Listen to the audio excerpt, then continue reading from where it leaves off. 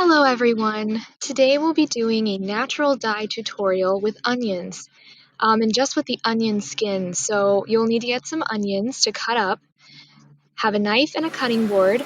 I'm using yellow onions because the skins have more color.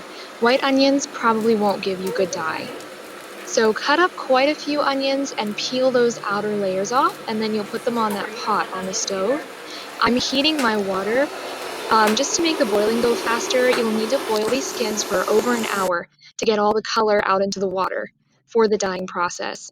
So you see here, I filled the pot with the skins, and I'm going to go ahead and pour that water over them.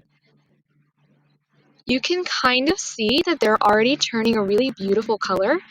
All that color will leach out into the water, and that's what will transfer onto your fabric.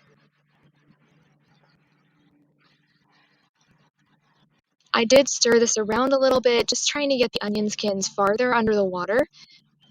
Again, we're trying to get all of that beautiful color to leach out into the water. I had no idea you could do this with onion skins until recently, and I don't think I'll ever be able to look at onions the same way again.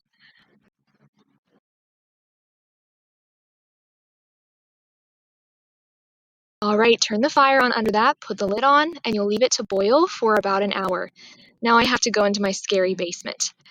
I had to get the vinegar down there, and the reason we're using vinegar, it's actually a fixative. It helps the color stay in the fabric. So I'll pour a little bit of the vinegar in onto the water. I'm going to be using a natural fiber. I'm using cotton today. Synthetic fibers won't pick up natural dyes very well, so instead we're just going to use cotton, which will make it nice and simple. You can see here it's very light. The color is going to change dramatically.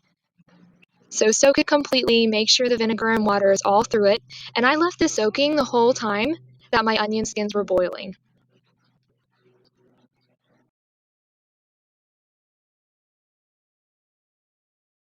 All right, it's been an hour, so I'm going to go ahead and rinse the vinegar out of the fabric.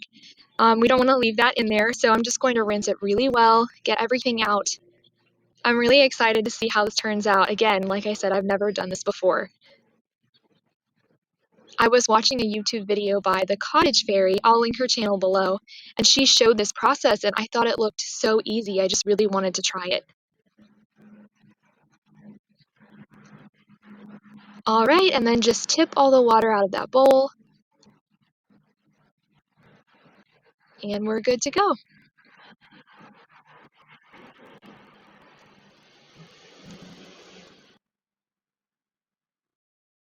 So the next step here, we're going to go ahead and put that prepared fabric into the dye. So you can see the color has all come out into the water.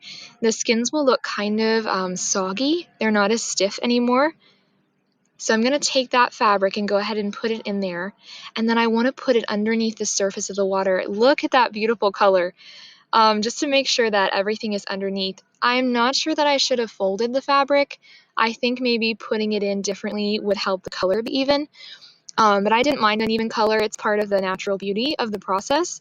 So I did go ahead and fold it and just try to make sure everything is completely underneath the hot water. All right, so this will be set aside. It's going to need to sit between 12 and 24 hours.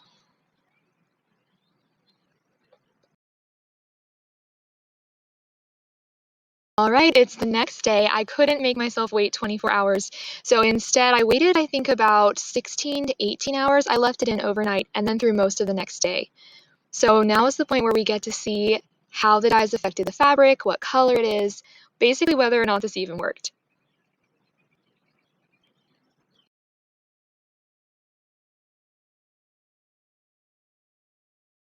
And it looks like it really did. We're going to rinse out the fabric to get any excess dye out. You don't want this spreading onto anything else.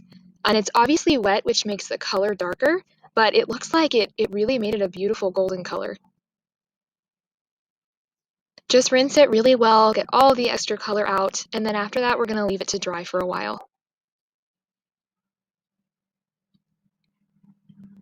It's beautiful. I'm really happy with how this turned out.